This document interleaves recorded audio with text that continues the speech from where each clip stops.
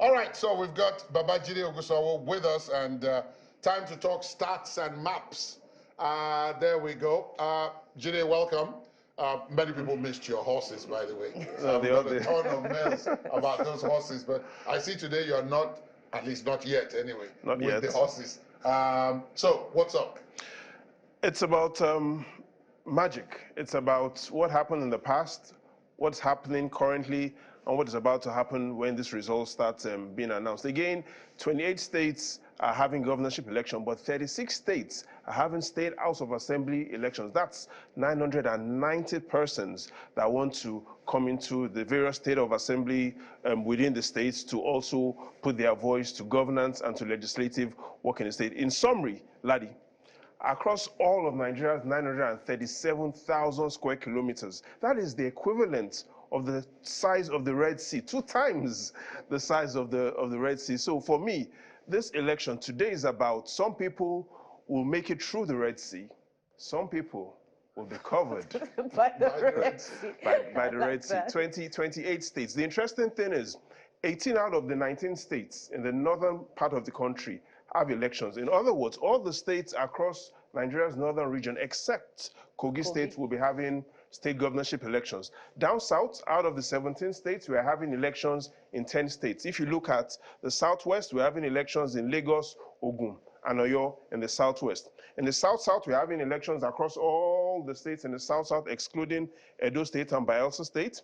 And in the southeast, we'll be having elections in all those 5 states in the southeast, except Anambra State and Imo State. So that's how it is. Again, 18 out of 19 states in northern Nigeria will be having state governorship elections.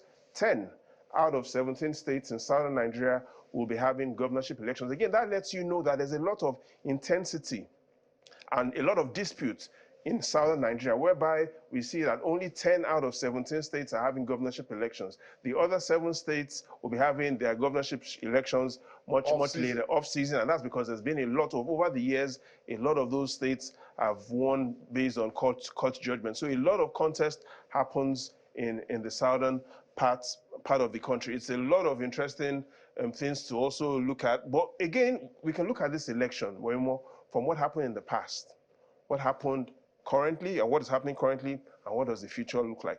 And by the past, Ladi, here's what I mean.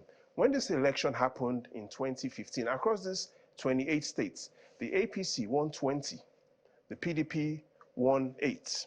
Again, 2015, it was a lot of strength for the APC across these 28 states. APC winning 20, PDP winning 5. What happened this time, 4 years ago? The numbers are changed. The APC won 15, less than they did in 2015.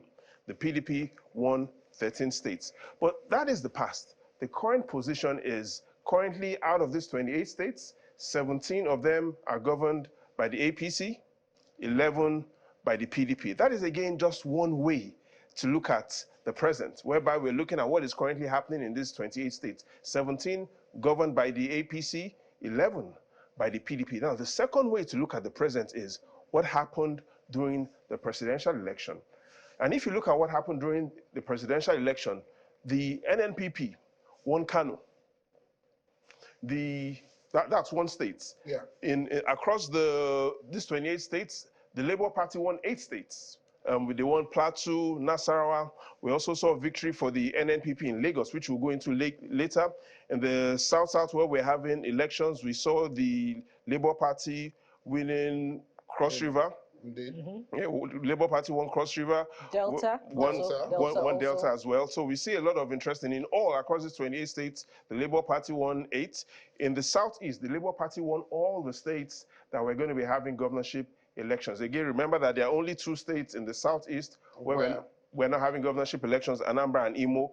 But when the presidential election happened, the Labour Party won all the other states. The question is, will the Labour Party be able to repeat itself? And we'll look at those analyses later.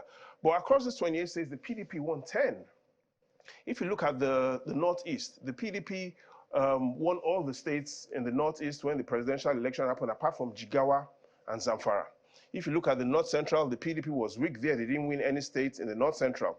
If you look at what happened in the Northeast, the PDP won all the states in the Northeast during the presidential election, excluding Borno. If you look at the Southwest, where we're also having an election, the PDP was only able to win in Osun State. If you look at the South, where we're having these presidential elections, the PDP, even though it won in Bayelsa, there are no elections in Bayelsa. We also see that the PDP won in Akwa Ibom, and there's a presidential and there's a governorship election in Akwa Ibom. So we're looking at, will the PDP be able to repeat some of those things? Will the other parties that were able to break into the South win it? But in all, what we are saying is perhaps the biggest number for me is number 17. And that's because in this election, out of these 28 states, 17 are guaranteed to have new governors. And that is the number people need to keep in mind. Not just the 28 states. So we're looking at a new Nigeria. Elections, governorship elections in 28 states. But more than half of these states, that I can predict, guaranteed to have new governors because those governors are all on their second term. And they're on their way out. They're all on their way out. So I can easily call 17 states. Where are these 17 states? 10 are in northern Nigeria, 7 are in south. You might want to look at some of those states. Some of those states. If you look at the northwest region, which is in what we call yellow there, a state that is guaranteed, all the states are guaranteed to have new governors apart from Zamfara. So Kano, Kaduna, Katsina, Kebbi, Jigawa, Sokoto. So in other words, after the election results are released, we're going to have a new northwest Nigeria. All the governors in Nigeria's northwest are going, apart from Zamfara. The governor is on for a re-election. So the result from Zamfara will be interesting. Let's look at what is happening in the North Central. 3 states guaranteed to have new governors: Benue, Plateau, and Niger State. And Niger. Guaranteed to have new governors. Again, similar to a new Nigeria in North Central. Out of the 6 states in Nigeria's North Central, 3, Benue, Plateau, Niger State, guaranteed to have new governors. Look at what's happening in the Northwest, in the Northeast. And if you look at the Northeast, Taraba State, another state that is guaranteed to have a new governor. So we're looking at 10 states in the North guaranteed to have new governors. Again, 7 states. 3 in the North Central, guaranteed. 3 in the North Central, guaranteed. 6 in the Northwest, guaranteed. In fact, the simple way is all the states in the Northwest guaranteed to have new governors apart from Zamfara. 3 in the North Central, Taraba, guaranteed to have a new governor. Taraba, of course, being in the Northeast. Taraba being in the Northwest. Southern Nigeria, 7 states guaranteed to have new governors. 4 in the South-South, 3 in the Southeast. Ladi, do you want to give a try on which states in the South-South are guaranteed to have new governors? Well, I know that Delta State will have a new governor. River State will have a new governor. Akwa Ibom will have a new governor. Cross River will have a new governor. That's it. Way more on the Southeast. 3 states guaranteed to have new governors in the Southeast. Ebonyi, you can't miss out Ebonyi. Abia also, and Enugu. Yeah. Perfect. Abia, Ebonyi, Enugu guaranteed to have new governors. So it's interesting that in this election, we're about to see a new Nigeria. Governorship elections in 28 states, 17 states guaranteed to have new governors. 10, Northern Nigeria. 7, Southern Nigeria. We've seen the changing trend of the past. 2015, out of these 28 states, the APC won 20, PDP won 8. 2019, the APC only won 15. The PDP won 13. And even though presently across these 28 states, the APC controls 17 and the PDP controls 11, what we've seen is going by the presidential election, the NNPP won Kano. Just one. Won 1. The Labour Party won 8. The PDP won 9. Sorry, the APC won 9 and the PDP won 10. So we're going to find out if people will vote similarly to the way they voted during the presidential election. And here's why this is important. When these elections happened this same time 4 years ago in 2019, all the states that PDP won, that APC won during the presidential election, the APC won those same states, all those states in the governorship election, apart from 2, Bauchi and Sokoto. In other words, every state that the APC won during the presidential elections in 2019, they also won during the governorship elections that followed, apart from Bauchi and Sokoto. And for the PDP as well, all the states the PDP won during the presidential election in 2019, the PDP also won those same states in a the governorship election except Plateau State.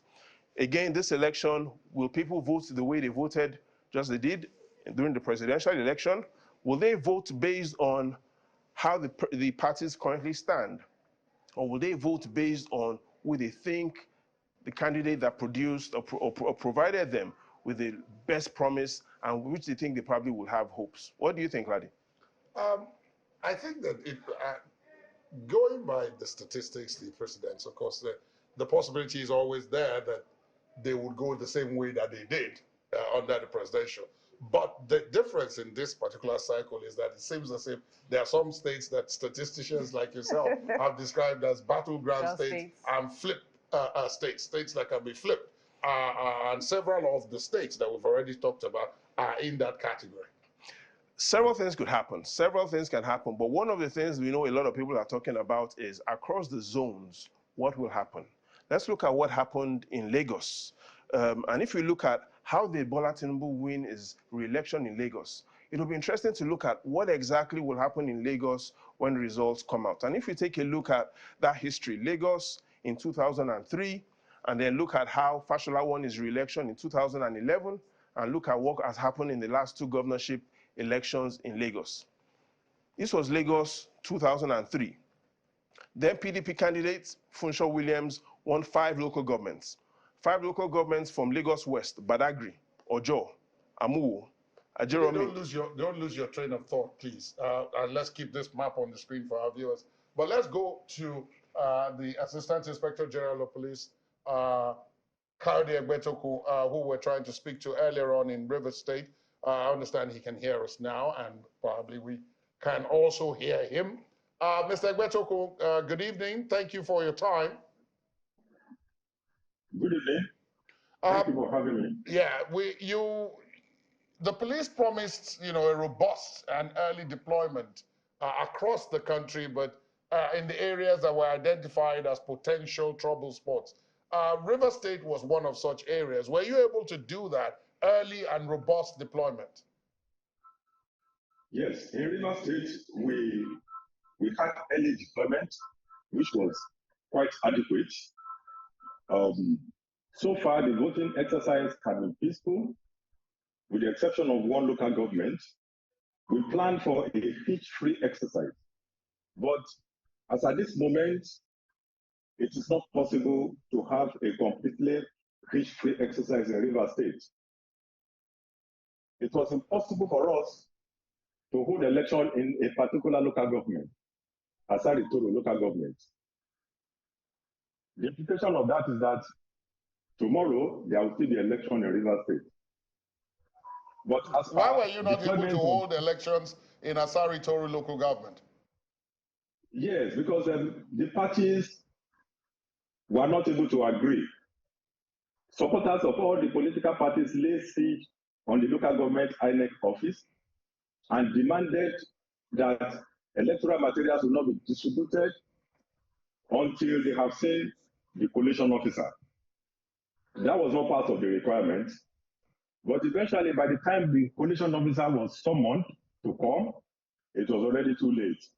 And INEC had to shift their election to tomorrow. So, Mr. Egbetoku, please provide an explanation on reports of alleged siege on INEC officials in some parts of the state.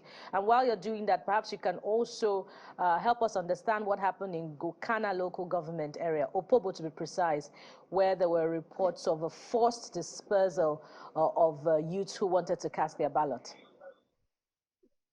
Yes, we had pockets of incidents in some parts of the state. Notwithstanding, it has been a largely peaceful exercise. There was a particular polling unit where hoodlums came and attempted to disrupt the exercise.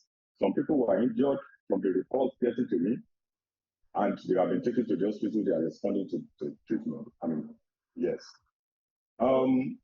Security agents here have been able to stop a series of attempts to introduce violence into this exercise. And I give credit to our men that are on the field and who are still out there, committed, as expected, and ensuring that we had a peaceful end of this exercise in Rivers State. Given in a particular local government, there was, in a few words, election couldn't hold here too because of the rumor, false alarm, that electoral material that were brought to them were fake. I don't know how they determined that, but that almost undermined everything in that area, in that ward. But we managed to hold election in few polling units in the ward. The polling units that we could not hold election, those elections will be completed tomorrow. Government is that? Which area is that where you had That's this? At Kana. That's at Kana local government. Okay.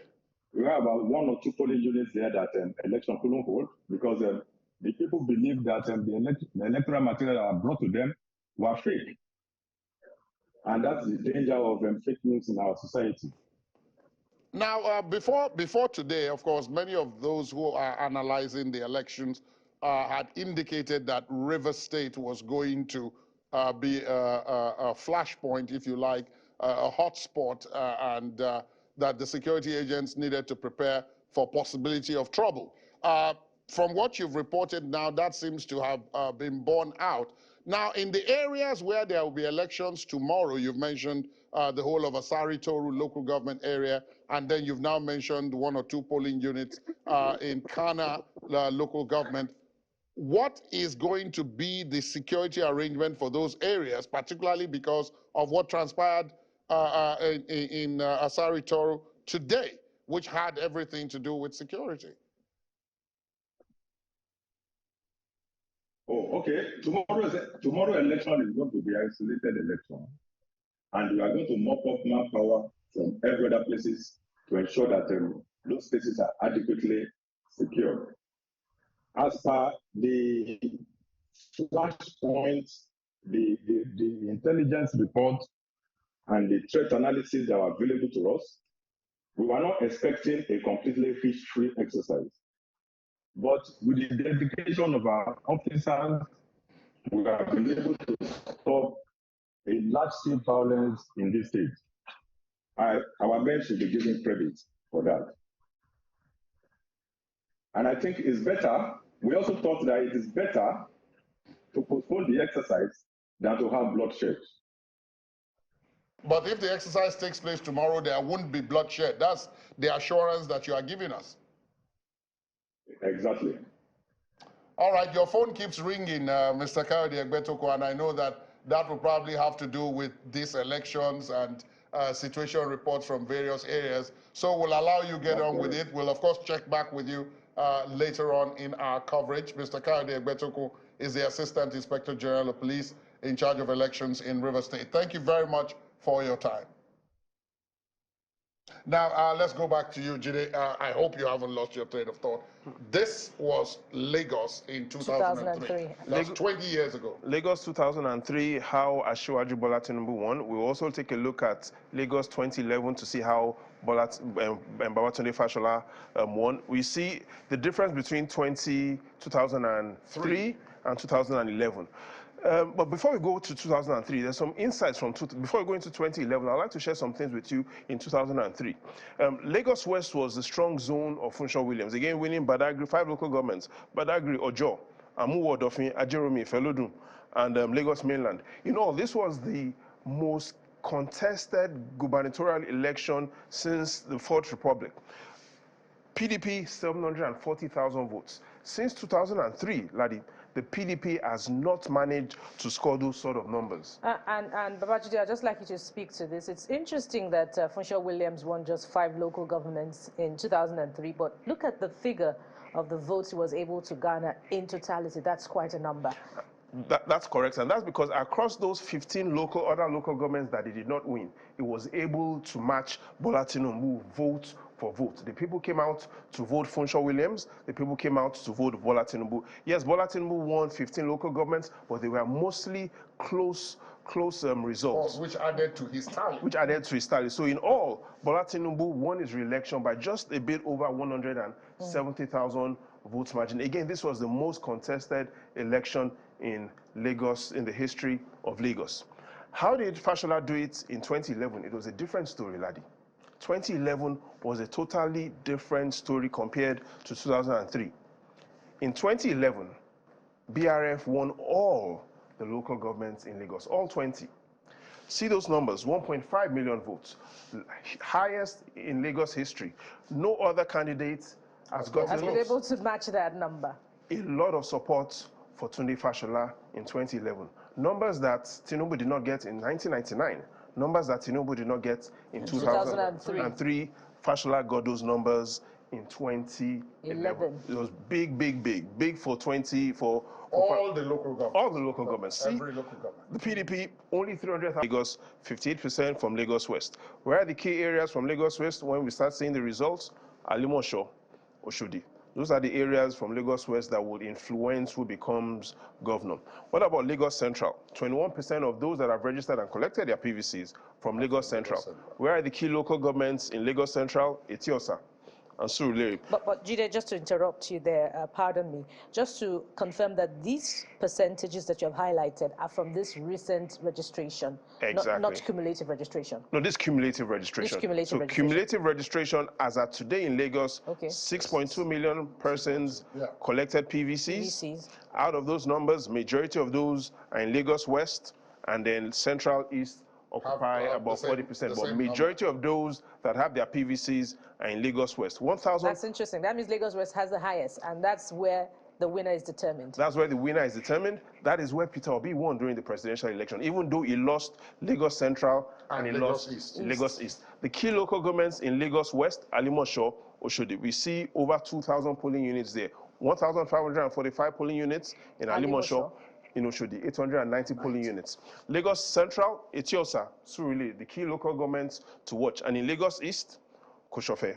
So those are the areas that we're looking for what will happen when the results are announced. However, Ladi, the trick is, during the presidential election, we had National Assembly elections in Lagos. The senator that won Lagos West, APC. The senator that won Lagos Central, APC.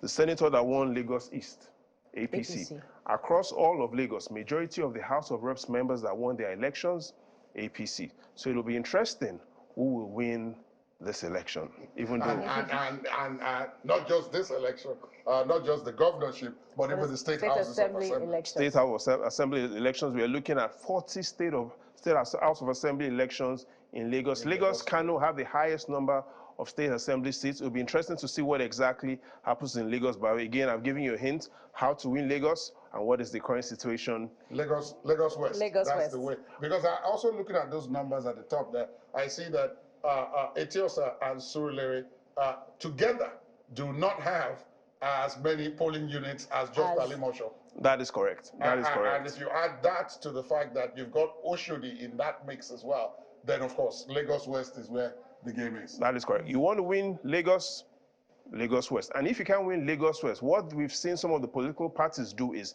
stop the opposition from winning Lagos West. But then again, with the three senators, Lagos West, Central, and East, coming from APC, will it be a factor to determine the winner of the governorship and state assembly elections today? Well, it'll be easier for you to find the wise goats. I was waiting for that. I've been waiting all evening for this. Than for you to get me to tell you who is going to win this election.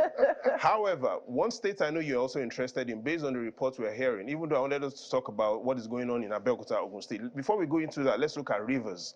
Why is Rivers... That's why so much attention is it. So let's look at Rivers and look at the key areas of interest in Rivers that we're talking about. Now in Rivers East, which is the equivalent of Central for many other states. Rivers East is where the magic really happens. Where the game is. That's where the game is. Almost half of all those that have collected their PVCs are in Rivers East. Now, if you look at the key places where the challenge is coming from Rivers East, Ikwere, Port Harcourt, Obiakpo. Looking at Kana, which we've also heard a lot of reports. Yeah, that the elections. Kana, Rivers South, Southeast. Now, the issue is in Kana is the biggest local government in Rivers Southeast. That is where most of the registered voters are. That is where most of the persons have collected their PVCs, Kana. In Rivers West, we see Ogba, Igbima. So it is quite similar to the reports of violence and thuggery and no election happening. In other words, the areas that are problematic in Rivers are the same areas that you have people with PVCs, are the same areas that you have the most polling units. Kana, where we're having issues, where we're hearing reports of troubles, 359 polling units in Kana. Kana is the most influential local government, in Rivers Southeast. And that is the challenge. In Rivers Southeast, in Rivers East, Ikwere, Port Harcourt, Obiakpo. Across all of Rivers, we know that Obiakpo is one local government that all the political parties want to win. And if you trace Obiakpo, Obiakpo is right there at the heart of Rivers. And around Obiakpo is where you see Asari Toru. Which was also among Again, all of that is now making sense because we see a lot of activities within these problematic areas. Asari Toru, Obiakpo, Port Harcourt, Ikwere, those are all concentrated within the same geographical space. And whoever is able to break into that place, again, keep an eye on that. Rivers East, 49% of those that are registered in Rivers live in Rivers East. And just a quick observation. Obiakpo, it looks small, on the map compared with Asari Toru and even Degema that is also in contention. But it has a high number of polling units, 1,211. Actually, the highest. Yeah, the highest in Rivers. But because of the land area of River State and where you have the geography, where you have all the rivers and you have all the terrain of rivers, what we see is a lot of activity, a lot of commercial activity happens here. A lot of people also say a lot of the thuggery also happens within that axis, and that is the region where the politicians want to control. Because that's where the votes are. Very interesting analysis, Jide. Of course, Jide will be back with us. He's not going anywhere. Jide will be back with us much later on in the program. But thank you for this, Jide. I believe now what would we do without Jide? Yes, actually, I've been writing down those his wise sayings. So one of the wise goats today, now I've noted that. Thank you, Jide.